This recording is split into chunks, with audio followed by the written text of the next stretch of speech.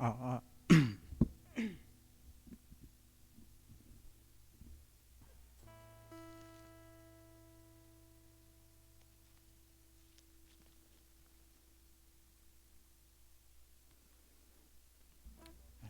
다 같이 찬양하면서 예배 시작하도록 하겠습니다.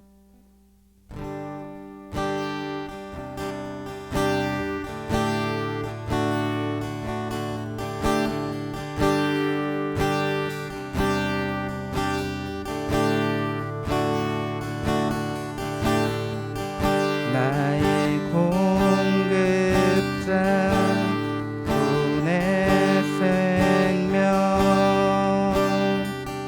놀라우신 하나님 주 나의 상급 삶의 이유 놀라우신 하나님 주님의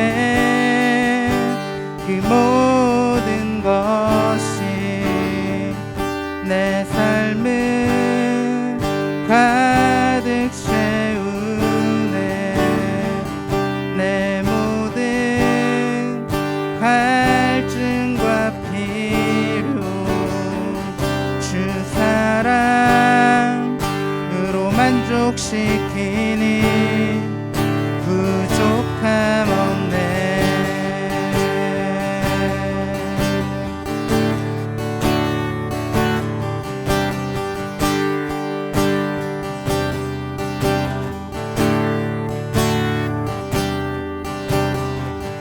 내 죄 위하여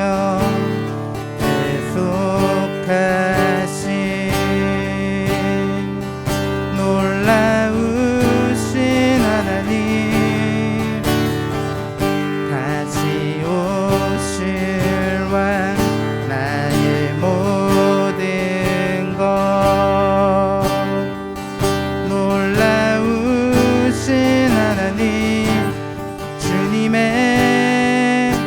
그 모든 것이 내 삶을 가득 채우네 내 모든 갈증과 필요 주 사랑으로 만족시키니 부족함 없네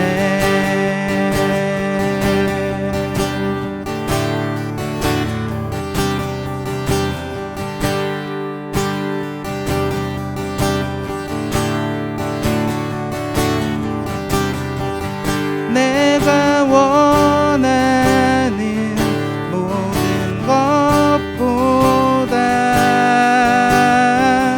부족함 없는 나의 주님 내가 말하고 아는 것보다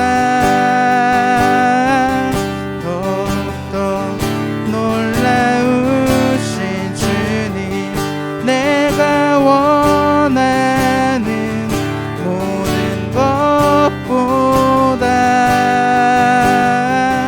부족함 없는 나의 주님 내가 말하고 아는 것보다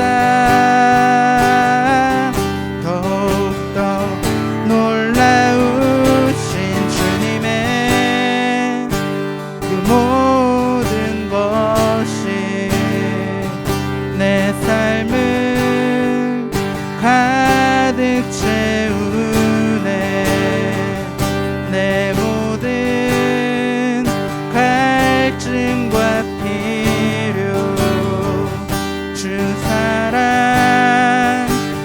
만족시키니 주님의 그 모든 것이 내 삶을 가득 채우네 내 모든 갈증과 필요 주 사랑 만족시키니 주님의 그 모든 것이 주님의 그 모든 것이 내 삶을 가득 채우네. 내 모든 갈증과 필요 주 사랑으로 만족시키니 부족함 없네.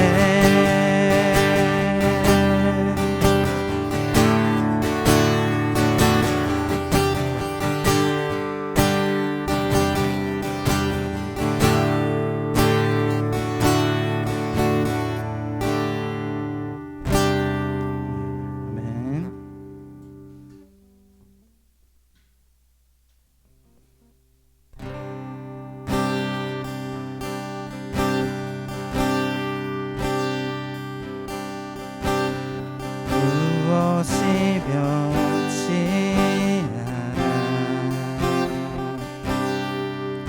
내 소망이 되며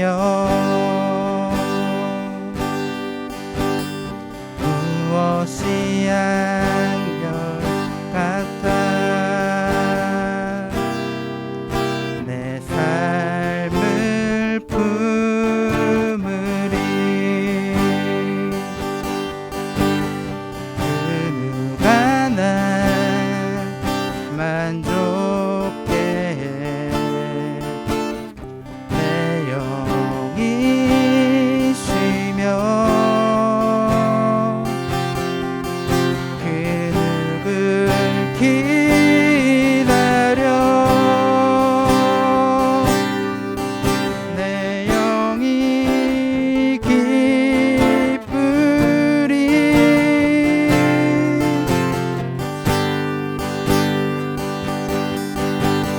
십자가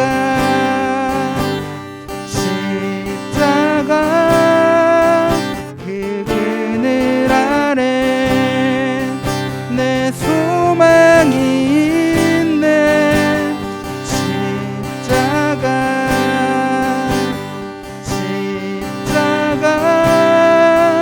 그 그늘 아래 내 생명이 있네.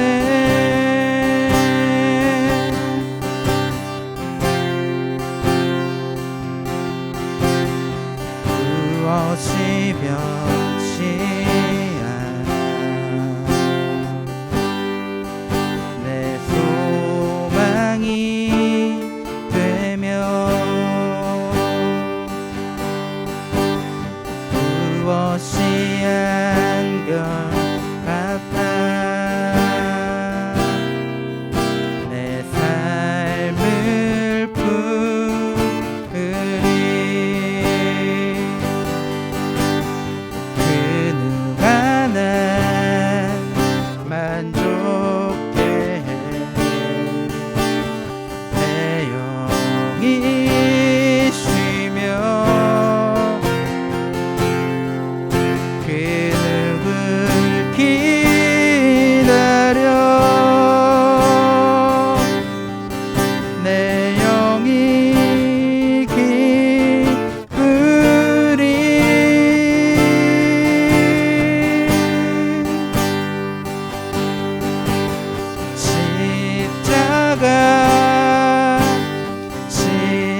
십자가 그 그늘 아래 내 소망이 있네.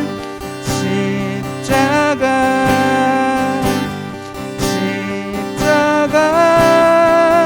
그 그늘 아래 내 생명이 있네.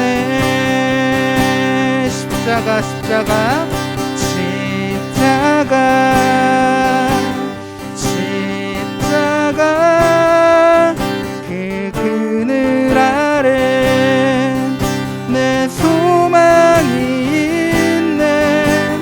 십자가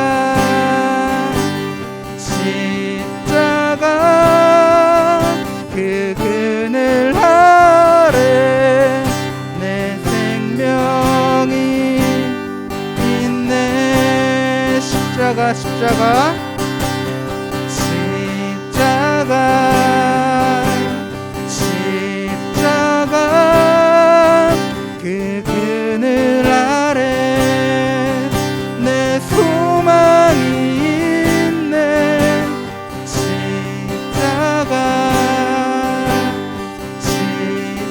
십자가 그 그늘 아래 내 생명이 있네.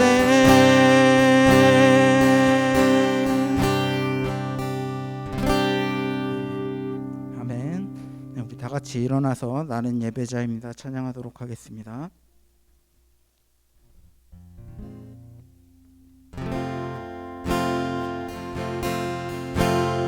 나는 하나님을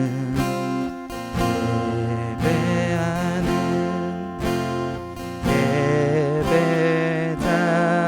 예배자입니다. 내가 서 있는 곳 어디서나 하나님을 예배합니다. 내 영혼 거룩한 은혜를 향하여 내 마음 완전한 하나님 향하여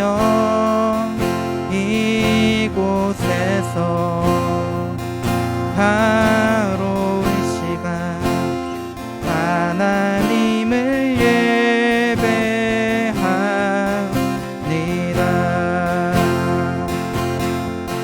나의 평생에 단 한 가지 소원 주의 아름다우신 보며 사랑 노래하는 것 나의 왕 되신 주님의 얼굴 구하며 그 사랑 안에 머물며 사랑 노래합니다.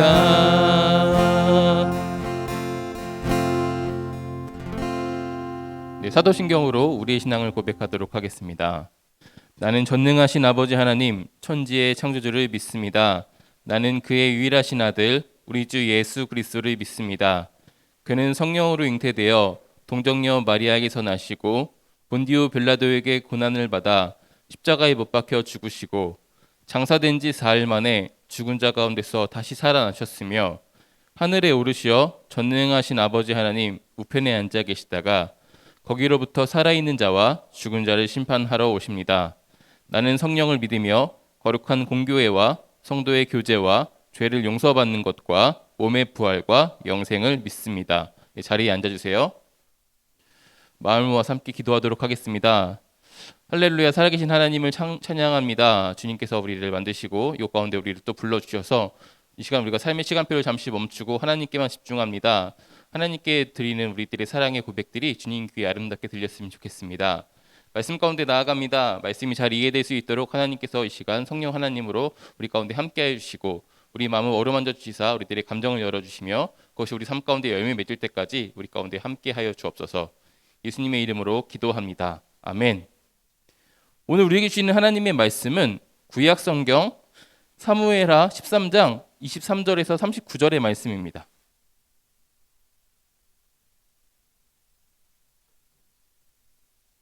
네, 봉독하도록 하겠습니다. 두 해가 지난 어느 날 압살롬은 에브라임 근처에 바알하솔에서 양털을 깎고 있었다. 이때에 압살롬이 왕자들을 모두 초대하였다. 압살롬은 다윗 왕에게도 찾아가서 말하였다. 임금님, 제가 이번에 양털을 깎게 되었으니 임금님도 신하들을 거느리시고 이 아들과 함께 내려가셔서 잔치에 참석해 주시기를 바랍니다. 왕이 압살롬에게 말하였다. 아니다, 내 아들아, 우리가 모두 따라가면 너에게 짐이 될 터이니 우리는 가지 않으마. 압살롬이 계속하여 간청을 하였지만 왕은 함께 가고 싶지 않아서 복을 빌어주기만 하였다.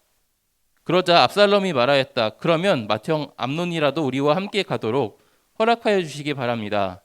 왕이 그에게 물었다. 암논이 너와 함께 가야 할 이유가 무엇이냐? 그래도 압살롬이 계속하여 왕에게 간청하니 왕은 암논과 다른 왕자들이 모두 그와 함께 가도 좋다고 허락하였다. 압살롬은 이미 자기의 부하들에게 명령을 내렸다. 암논이 술을 마시고 기분이 좋아질 때를 잘 지켜보아라.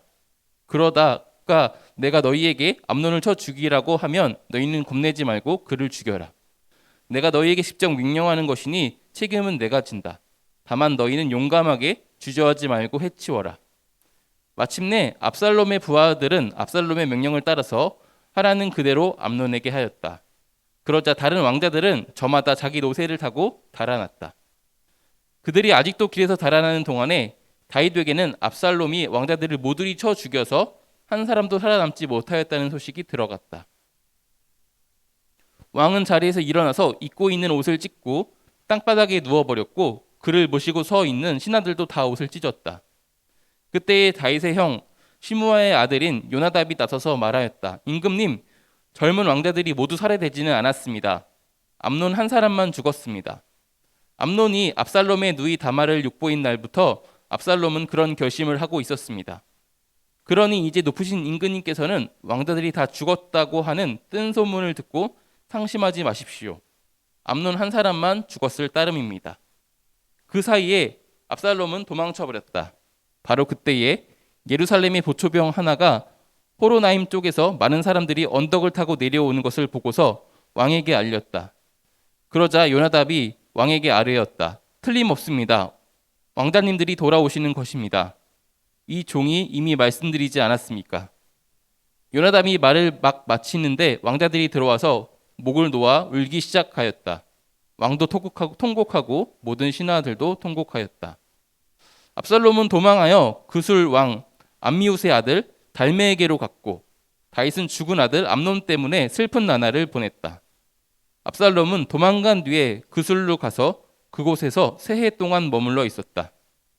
그러는 사이에 다윗 왕은 암논을 잃었을 때에 받은 충격도 서서히 가라앉았고 오히려 압살롬을 보고 싶어하는 마음이 점점 간절해졌다. 아멘. 이것은 하나님의 말씀입니다. 오늘 본문을 통해서 죄와 단절이라는 제목으로 말씀을 나누려고 합니다. 네. 여러분 혹시 깨진 유리창의 법칙이라는 말을 들어보신 적이 있을까요? 들어본 적이 있다? 네, 아무도 없는 건고요. 그러면은 혹시 썩은 사과의 법칙 이런 말을 들어보신 사람들이 있을까요? 무슨 소리냐 이런 눈으로 저를 쳐다보고 있는데요. 깨진 유리창의 법칙은요. 깨진 유리창을 방치하면 사람들이 함부로 해도 되는 곳이라고 생각해서 더 거기가 망가지고 함부로 하게 된다라는 사회학적인 용어입니다.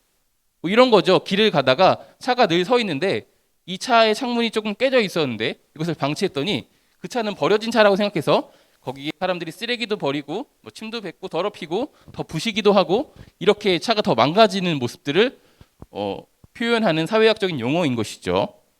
그리고 썩은 사과의 법칙은 한 상자 안에 담겨있는 사과가 일부 썩어 있는데 이것을 방치해 두면 같이 담겨있는 모든 사과가 같이 썩는다는 그런 의미를 담고 있는 사회학적인 또 용어입니다. 이 용어의 두 공통점이 있다면 문제를 방치했을 때 수습할 수 없을 만큼 더 큰 눈덩이로 불어서 악영향이 우리 가운데 돌아온다.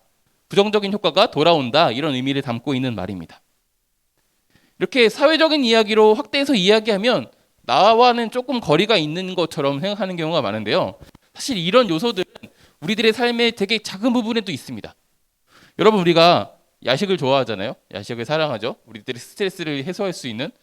그런데 야식이 몸에 좋지 않다는 것은 이미 알고 있어요. 그런데 우리가 야식 먹는 것을 계속 반복하면 어떻게 되나요?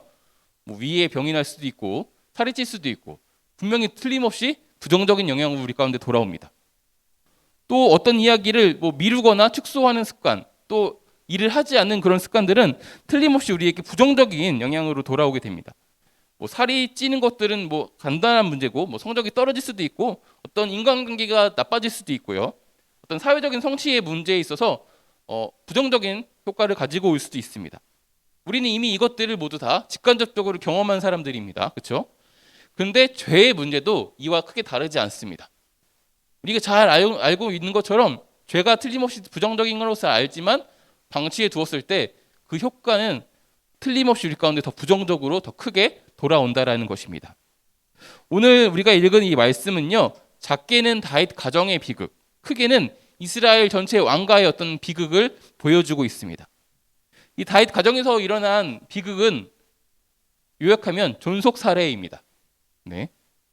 왜 이런 비극적인 사건이 일어났는지, 이 다윗 가정에 일어난 이 비극이 우리에게 주는 교훈이 무엇인지 한번 돌아보는 시간들을 가져보려고 합니다. 오늘 사건의 개요는 이렇습니다. 압살롬이 암논을 살해하고 도주한 사건입니다. 네. 쉽게 요약하면 이것이죠. 왜 이런 사건이 일어났을까요? 우리가 읽지 않았지만 사무엘하 13장 전반부에는요, 암논이 압살롬의 누이, 그러니까 다말을 강간하는 사건이 등장합니다. 다윗을 이용해서 다말이 자기를 문병호게끔 만들었어요. 그리고 자기를 문병온 다말을 강간한 것이죠. 다윗 가정에 분명한 문제가 발생한 것이죠. 암논이 틀림없이 잘못하였고 다말이 피해를 받았습니다. 이 이야기를 들은 다윗은요, 심하게 화를 냈다라고 성경은 언급하고 있습니다. 다윗이 화를 내는 이유는 명확하지 않습니다. 아들의 범죄 때문에 화가 난 것인지, 딸이 피해를 받아서 화가 난 것인지, 아니면 암논이 딸을 다 범하기 위해서 자기를 속였기 때문에, 자기를 이용했기 때문에 거기에 화가 난 것인지 모호하지만 틀림없이 다윗은 심하게 화를 냈다라고 표현하고 있습니다. 화를 내는 것까지는 너무 좋았어요. 근데 그 이후에 다윗이 이 문제를 가지고 뭐 회개를 했다거나, 옷을 찢고 또한 온 신하들과 함께 회개를 했다거나, 그 규정대로 처벌했다거나 이런 내용들이 등장하고 있지는 않습니다. 이 당시에도요, 이런 문제를 일으키면 어떻게 처벌해야 되는지 이미 신명기에서 우리한테 교훈하고 있었습니다. 신명기의 규정에 따르면요, 신명기 22장에는 이런 말이 있습니다. 약혼한 사람을 강간하게 되면 가해자를 죽였어요. 그리고 아직 결혼하지 않은, 약혼하지 않은 이런 사람들을 강간하게 되면 결혼을 시켰습니다. 결혼 시찬금을 지불하게 했고요, 정식적으로 결혼을 하게 했어요. 이게 뭐야 라고 생각할 수 있겠지만, 당시에 이 사회 문화 속에서는요, 여성이 직업을 가질 수 없었고 어떤 자립할 수 없었다는 것을 이해한다면 평생 동안 이 사람을 책임지게 해서 죗값을 받게 했다, 이렇게 이해하시면 좋을 것 같습니다. 이런 사건이 일어나는 것이죠. 이 비극이 일어난 지 2년이 지났습니다. 2년 동안 이것에 대해서 언급하지 않았던 것입니다. 말씀을 보면요, 오늘 말씀은 압살롬을 주축으로 양털을 깎는 행사를 소개하고 있습니다. 근데 보면요, 이것을 반복적으로 했던 행사로 보여요. 그래서 이미 식순이 정해져 있습니다. 양털을 깎기 전에 잔치를 연다, 그리고 그 이후에 양털을 깎는다, 이런 순서들이 있던 걸로 봐서 반복적으로 했던 일이라고 생각합니다. 그리고 이번 기회에는 다윗은 참여하고 싶지 않았고 압살롬이 계속 가자고 이야기했고, 이런 부분들을 우리가 함께 볼 수 있습니다. 그리고 압살롬은 이 행사를 노려서 다윗을 이용해서 암논이 이 행사를 참여하게 만들었고 그를 죽였습니다. 동생이 형을 살해한 존속 살해 사건이 일어난 것입니다. 이 사건은 다윗의 기획 때는요, 반란으로 보고가 되었어요. 모든 왕의 계승자들을 다 죽이고, 그리고 자기가 왕이 되려고 하는 압살롬의 행동으로 보고가 된 것이죠. 보고를 받은 다윗은요, 옷을 찢고 땅바닥에 누울 정도로 슬퍼하고 분노했습니다. 이때 요나답이 압살롬은 암논만 죽였고 이는 다발의 복수다, 이렇게 정정해서 보고하고 있습니다. 이것이 오보인지 사실인지 사실을 우리는 몰라요. 성경은 우리에게 그런 가치 판단을 하고 있지 않습니다. 그것이 아니라는 근거도 또한 우리 가운데 보여주고 있는데요, 울부짖고 있는 다말, 강간당하고 피해당해서 그 압살롬의 집에서 있는 그 다말에게 잠잠히 있으라고 이야기합니다. 그리고 왕에게도 이번에 양털 깎는 행사에 같이 가달라고 요청을 합니다. 같이 갔을 때 어떤 일을 했을지는 아무도 모르는 것이기 때문에 이 압살롬이 명분만 가지고 실제로 왕위를 쟁취하려고 했었거나 아니면 진짜 동생의 복수를 하려고 했었거나 이런 것들은 모릅니다. 아무튼 우리는 드러나 있는 이 사건만 알 뿐이죠. 다윗은 슬퍼했지만 반란이든 살인이든 압살롬을 처벌하기 위해서 적극적으로 행동하지 않는 모습을 우리는 또한 보고 있습니다. 결론적으로 압살롬은 다윗을 피해서 도망갔습니다. 그리고 3년이 지난 어느 날 다윗은 압살롬을 그리워하는 모습을 보여주면서 오늘 말씀은 우리에게 이 가정의 비극을 보여주고 있습니다. 여러분, 이 가정에 이런 비극이 일어난 사건 정말 안타깝지만 그 원인을 찾자보다면 다윗에게 있다고 생각을 합니다. 잘못을 내버려둔 다윗에게 있는 것이죠. 여러분들의 의견은 어떻습니까? 네. 사무엘하 11장에는요. 이와 비슷한 사건이 한번 반복되고 있어요. 다윗이 우리아의 아내였던 바세바를 간음하는 사건들이 보여지고 있습니다.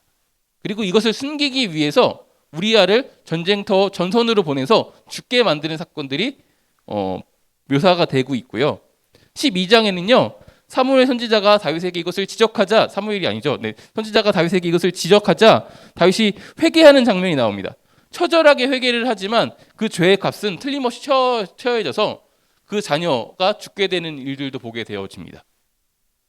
그런데도 오늘 자기와 유사한 사건, 이 암논의 죄를 방치한 모습을 보여주고 있습니다.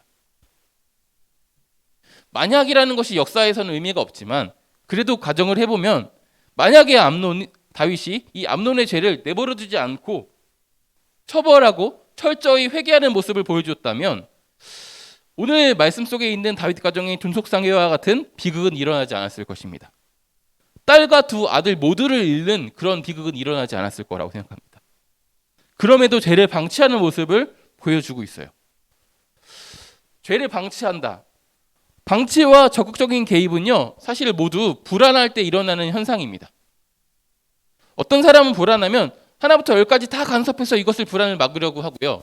어떤 사람은 불안하면 한 걸음 멀리 떨어져서 마치 신경을 안 쓰면서 불안을 참아보려고 하는 것이죠. 이런 모습을 가장 극단적으로 보여주는 것이 뭐가 있냐면요. 자녀 교육에 드러나는데요. 어떤 부모님은 아이들에게 굉장히 되게 밀접하게 관여합니다. 그래서 헬리콥터맘이라고 불릴 정도로 뭐 하나하나 뭐 학교에 전화도 하기도 하고 굉장히 여러 가지 신경을 쓰는 모습을 보여주고 있습니다. 왜 그럴까요? 불안하니까. 근데 꼭 이런 가정에는요. 어머니가 만약에 이렇게 행동을 하거나 아버지가 만약에 이렇게 행동을 하면 반대 다른 분은 좀 방관하는 모습을 보여줍니다. 좀 어떻게 보면은 쿨한 모습이라고 표현하기도 하고 나는 자유를 주는 거야 라고 표현하기도 하지만 사실 이것 또한 불안을 표현하는 하나의 방법입니다. 문제를 좀 회피하는 것이죠. 모른 척하는 것이죠. 사실 그래서 이 적극적인 개입이나 방치 또한 불안이라는 하나의 언어를 말하는 다른 표현인 것입니다. 죄는요, 이와 마찬가지로 우리를 굉장히 불안하게 합니다. 그래서 죄를 지으면요, 더 적극적으로 거짓말을 하거나 다른 사람들, 아는 사람들을 해치거나 해서 이 죄를 감추려는 노력을 하거나 아니면 한 걸음 떨어져서 무심한 태도로 나랑은 조금 상관없는 것처럼 그런 모습을 취하는 것이 사람이라면 응당 취하는 이 불안을 대하는 모습, 죄를 대하는 모습입니다.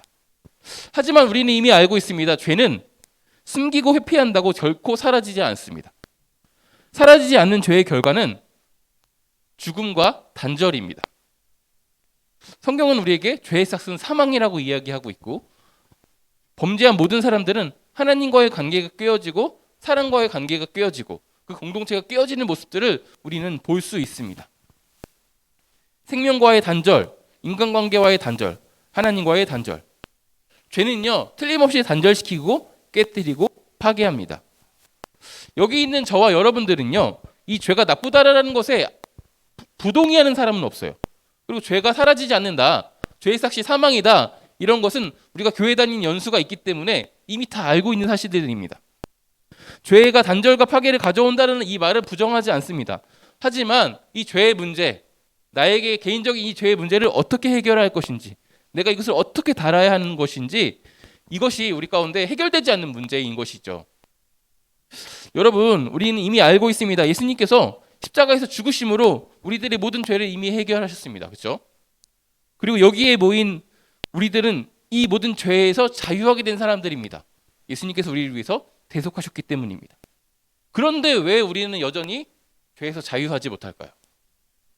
왜 우리는 성결해지지 못할까요?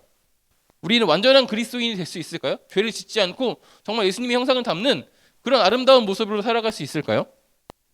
여기에 대해서 여러분들은 어떻게 생각하시나요? 제가 여러분들과 다른 사람들과 함께 대화를 해보면 여기에 확언을 하시는 분이 아무도 없었어요. 나는 그렇게 살 수 있어. 나는 완전하게 살아갈 수 있어. 나는 깨끗하게 살아갈 수 있어. 이렇게 장담할 수 있는 사람들은 없었습니다. 그렇게 보이는 사람들이 있는 것이죠. 개신교회는요 여러 가지 교단들이 있다라는 것을 여러분들은 알고 있어요. 뭐 장로교단도 있고요, 뭐 감리교단도 있고, 침례교단도 있고, 성결교단도 있고요, 그렇죠? 이 교단마다 어떤 신앙적인 성향이나 그리고 견해의 차이들이 살짝씩 있습니다. 그 중에 하나의 차이가 있는 부분은 성결이라는 개념을 이해하는 차이입니다. 성결이라는 말 들어본 적 있을까요? 우리는 성결교단인데 성결교회, 성결이라는 말을 생각보다 많이 들어볼 일이 없습니다. 이 성결에 대해서도요, 장로교회와 성결교회는 조금 차이가 있어요. 장로교회는 가르칩니다. 우리는 죽을 때까지 성결해질 수 없습니다. 우리는 우리 안에 선한 것이 하나도 없기 때문에 우리는 성결해질 수 없어요. 이것은 죽음 이후에나 이 육체를 벗어버린 이후에나 가능한 것입니다. 하나님 앞에 섰을 때나 가능한 것입니다. 이렇게 이야기합니다. 그런데요, 성결교회는요, 우리는 살아서 성결해질 수 있습니다. 이렇게 교훈합니다. 여러분들은 어떤 가르침이 여러분들에게 조금 더 울림이 있고 동의가 되시나요? 차이가 있는 이유는 여러 가지가 사실 있을 거예요. 그런데 대표적인 두 가지 이유만 이야기하면 그들이, 그리고 우리가 신앙의 몸으로 삼고 있는 종교 개혁자들이 처해있던 어떤 상황들이 달랐습니다. 그리고 또 신앙적인 어떤 단어의 개념은 서로 똑같이 믿음이라는 단어를 얘기했지만 생각하는 단어 개념이 달라요. 그렇죠? 소망이라고 이야기했지만 생각하는 개념이 달라요. 마찬가지로 이 성결이라는 단어의 개념이 달랐기 때문입니다. 이 정도로 정리를 하시고 혹시 이게 궁금하신 분들이 있으면 말씀이 이후에 저에게 찾아오시면 이와 관련해서 재미있는 이야기들을 들려드릴 수 있을 것 같습니다. 성결이라는 단어를 생각할 때 장로교회가 생각하는 성결의 개념은 뭐냐면요, 죄가 하나도 없는 완전한 상태, 거룩한 상태, 이것을 성결이라고 이야기하기도 하고 혹은 뭐 성화라고 이야기하기도 하고 그렇습니다. 그런데 성결교회가 믿고 있는 이 성결이라는 개념의 상태는, 단어의 상태는요, 죄가 없는 상태가 아니고요, 자의적으로 죄를 짓지 않는 상태를 이야기합니다. 내가 막 적극적으로 죄를 짓지 않고 있다면, 내가 죄를 짓기 위해서 노력하지 않는다면 성결하다라고 이야기하고 있는 것입니다. 우리 성결교회는 어떻게 자의적으로 죄를 짓지 않을 수 있게 되는가라는 이 물음에 크게 두 가지로 답변을 할 수가 있습니다. 하나는요, 하나님과 사랑의 관계로 이야기합니다. 하나님을 사랑하면 이 문제가 해결된다는 것이죠. 우리가 사랑하는 사람이 생기면요, 알게 모르게 나의 말과 행동과 습관들이 사랑하는 사람은 닮게 됩니다. 그렇죠? 그리고 그 사람이 싫어하는 것들을 가능하면 하지 않으려고 합니다. 왜냐하면 사랑하니까요. 우리가 사랑하는 그분께서 죄를 싫어하기 때문에 우리도 모르는 사이에 이 죄를 점점 멀리하게 된다라는 것이죠. 다른 하나는요, 성령 충만하면 우리가 이 죄를 자의적으로 짓지 않을 수 있습니다. 우리의 힘으로 할 수 없는 그것을 성령 하나님께서 가능하게 도우실 때 그것이 가능하다라고 이야기하는 것입니다. 그래서 하나님과 사랑의 관계가 깊어지고 성령이 충만해지면 우리는 죄에 대해서 예민하게 반응하게 되고 죄를 내버려두지 않고 참을 수 없어서 이 문제를 해결하려고 하나님께 기도하기도 하고요, 눈물 흘리기도 하고요, 여러 가지 방법들을 동원하려고 합니다. 여러분들의 주변에 이와 유사한 사례가 뭐가 있는지 제가 살펴봤거든요. 여러분들 주변 친구들 중에 흡연하는 친구들이 분명히 있을 것 같아요. 이 흡연하는 문제를 이 죄의 문제에 딱 대입하면 우리가 잘 이해할 수 있는 상황이 만들어집니다. 여러분들 주변에 흡연하는 친구가 알게 모르게 여러분들의 옷이나 이런 거 딱 잡고 가면 하루 종일 그 냄새가 안 빠지는 그런 경험들 혹시 해보신 적 있을까요? 담배를 핀 사람이 손에서 나는 그런 냄새들이, 특유의 냄새들이 있어요. 근데 자기 피는 사람들은 몰라요. 그래서 그것들을 꺼려하는 사람들을 쟤 왜 이렇게 예민하게 굴어? 이렇게 생각하고 넘어갑니다. 나 향수도 뿌렸는데? 나 뭐 스킨도 발랐는데? 왜? 이렇게 생각하고 넘어갑니다. 그런데 흡연을 하지 않는 사람들은 그 냄새가 굉장히 역하게 느껴지거든요. 그래서 알게 모르게 피하게 됩니다. 이런 사람이 있다고 봅시다. 근데 이 사람이 어느 날 자기가 사랑하는 사람이 생겼는데 이 사람이 이 친구가 담배 피는 걸 싫어해요. 그래서 금연을 하기 시작했습니다. 그래서 쉽지 않습니다. 금연하는 거 쉽지 않기 때문에 전문가의 도움을 받기도 하고 기관의 도움을 받기도 합니다. 그렇게 해서 담배를 참게 되었어요. 그러던 어느 날 이 사람도 알게 모르게 이 담배 냄새라는 것에 예민하게 느껴지기 시작한 것이죠. 다른 친구가 그동안은 쉽게 만졌었는데 만지고 가면 하루 종일 몸에서 담배 냄새가 난다라는 것을 알게 되고 그것이 그 진 냄새라고 이야기하는데 그것이 역하게 느껴져서 그 친구를 알게 모르게 멀리하게 되는 것과 같은 것입니다. 이렇게 우리는 이런 상태를 성결이라고 묘사할 수 있을 것 같아요. 하나님을 사랑하게 되어지고 또한 혼자 할 수 없어서 주변 사람의 도움을 받게 되어지고 점점 그것과 멀어지는 상태. 이것을 죄의 개념으로 맞춰서 보면 똑같습니다. 담배를 계속 피면 어떤 악영향이 돌아올지를 우리는 틀림없이 알고 있어요. 암이 생기거나 다른 여러 가지 질병이 올 것이다. 그럼에도 불구하고 사람들은 여전히 담배를 피는 것처럼 죄의 문제에 있어서 똑같은 거죠. 죄가 나쁘다는 것을 알고 죄를 지면 틀림없이 부정적인 것들이 돌아올 걸 알지만 끊을 수가 없게 되어지는 것이죠. 오늘 우리는 다윗 가정에서 죄를 방치했을 때 벌어졌던 문제를 통해서 다시 한번 예민하게 반응하는 그런 하나님의 사람들이 되자라는 어떤 그런 다짐을 했으면 좋겠습니다. 죄의 문제가 아니어도 여러분 주위에 보이는 어떤 문제점들이 있을 거예요. 누군가와의 관계일 수도 있고요. 누군가 내가 하지 않았던 일일 수도 있고요. 뭐 해야 되는데 하지 않았던 것, 혹은 하지 않아야 되는데 해야 했던 것들이 분명 여러분들 가운데도 있을 것인데 이것들을 방치하지 말았으면 좋겠습니다. 다시금 여기에 대해서 여러분들이 고민해봤으면 좋겠습니다. 지금까지 우리가 죄의 단절이라는 제목으로 다윗 가정에서 이 죄를 방치했을 때 어떤 비극이 일어나는지를 보면서 이 죄의 문제를 다시금 상기했습니다. 그리고 이 죄의 문제를 해결하는 방법, 우리가 성결해질 수 있는 그런 방법을 상기했습니다. 이제 이 말씀들이 우리들의 삶 가운데 드러나기를 소망합니다. 그러기 위해서 우리가 하나님과 사랑의 관계를 갖는 것이 중요해요. 어떻게 하면 하나님과 사랑의 관계를 가질 수 있을까요? 여러분들의 사랑의 언어가 뭐냐에 따라서 굉장히 다 달라질 수 있습니다. 누군가와는요, 뭐 기도를 하는 것이 하나님과의 관계가 될 수도 있고요. 누군가는 말씀을 읽는 것이 관계가 될 수도 있고요. 누군가는 뭐 하나님이 사랑하는 사람들을 사랑하는 것이 사랑의 표현일 수도 있고요. 여러분들이 어떤 사랑의 언어를 갖고 있는지에 따라서 여러분들이 시간을 적극적으로 내어서 하나님과 사랑을 나누는 시간들을 가졌으면 좋겠습니다. 뭐 기도도 찬양도 말씀도 아니면 다른 신앙의 선배들, 신앙을 갖고 있는 친구들과 사랑을 나누는 것도, 또한 사랑을 실천하는 것도, 성경을 공부하는 것도, 이렇게 하나님과 사랑의 관계를 가졌으면 좋겠고요. 또한 우리가 성령의 충만을 구했으면 좋겠습니다. 성령 충만하려면 어떻게 해야 될까요? 뭐 대부분 우리는 기도를 하나 떠올리는데요. 기도만이 아니거든요. 사실 시대영한 찬양이 부를 때도 성령이 임한다고 이야기했고, 두세 사람이 주님의 이름으로 모인 곳에도 성령님께서 우리 가운데 있다고 이야기하고 있습니다. 여러 가지가 있습니다. 그래서 우리가 성령 하나님이 우리 가운데 있을 수 있도록 같이 고민했으면 좋겠습니다. 성령이 충만해서 이 문제를 해결할 수 있도록 같이 함께 애를 썼으면 좋겠습니다. 그래서 죄로 인해서 단절되어 있던 우리들의 삶의 문제들이 있다면 다시금 회복시켰으면 좋겠고요. 내가 회복되는 것을 넘어서 관계를 회복시키는 어떤 화목의 사람, 화평의 사람으로 살아가는 저와 여러분이 되었으면 좋겠습니다. 그렇게 성결하게 살아가는 저와 여러분 되었으면 좋겠습니다. 기도하겠습니다. 하나님 감사합니다. 우리가 말씀을 통해서 죄의 문제를 다시금 기억하며 죄가 우리 가운데 어떤 영향을 주는지 상기했습니다. 그리고 이것을 우리 힘으로 해결할 수 없어서 우리가 하나님과의 사랑의 관계를 통하여서 또한 성령의 충만함으로 말미암아 이것들을 해결할 수 있음을 다시금 기억해냈습니다. 우리 삶 가운데 많은 죄의 문제, 그리고 문제들, 그와 비슷한 다른 문제들이 많이 있습니다. 이것들을 방치하지 않는 신앙인 되게 하여 주시고 적극적으로 이 일에 개입하여서 화평을 이루는, 관계의 단절들을 해결하는, 다시금 소통케 하는 그런 한 사람 한 사람의 신앙인 될 수 있도록 주님께서 함께 하여 주옵소서. 예수님의 이름으로 기도합니다. 아멘. 봉헌 시간입니다. 오늘부터 봉헌은요, 특별히 이제 이 시간에 헌금 바구니로 여러분 함께 봉헌을 하지 않고요.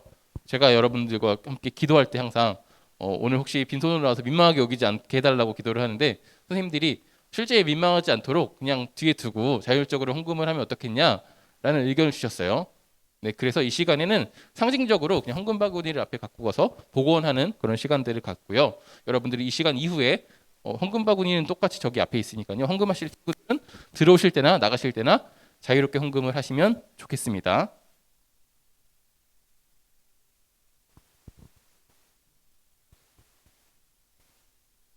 네, 기도하겠습니다. 하나님이 우리 가운데 주신 재물 중에 일부를 다시 주님께 드립니다. 우리 가운데 이렇게 주님께 드릴 수 있는 풍성함이 있게 하심에 감사합니다. 우리가 드린 이 예물이 하나님과의 관계를 회복하게 하는데, 사람과의 관계를 회복하게 하는데, 교회를 세우는데, 하나님의 뜻이 이 땅 가운데 드러나게 하는데 귀하게 쓰이게 하여 주옵소서. 그래서 하나님의 잔치에 참여하는 기쁨에 동참할 수 있는 은혜가 우리 가운데 있게 하여 주옵소서. 예수님의 이름으로 기도합니다. 아멘. 네.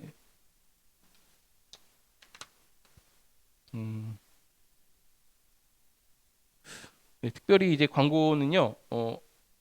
지난주에 저에게 뭐 여러 가지 좋은 아이디어를 준 친구가 있어서 그거 관련된 책들을 사서 저희가 뒤에 배치를 해두려고 하거든요.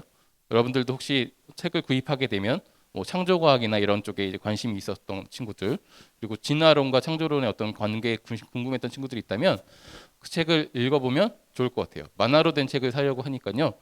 그래도 넘기는데 슬슬 넘어갈 거라고 생각을 하고 있어요. 네, 다음 주에 한번 구매해서 뒤에 줄 수 있도록 하겠습니다. 대입을 준비하는 친구들이 있습니다. 그리고 다른 미래들을 준비하는 친구들이 있습니다. 이 친구들을 위해서 기도해 주시고 기억해 주셨으면 좋겠습니다. 네, 이상으로 광고를 마치고요. 축도로 오늘의 예배를 마치도록 하겠습니다. 여호와는 내게 복을 주시고 너를 지키시기를 원하며 여호와는 그의 얼굴을 내게 비추사 은혜 베푸시기를 원하며 여호와는 그 얼굴을 내게로 향하여 드사 평강 주시기를 원하노라. 우리 주 예수 그리스도의 은혜와 하나님의 사랑과 성령의 교통하심이 우리와 함께 하시기를 축원하옵나이다. 아멘. 네, 반별로 모임 가지시면 되겠습니다.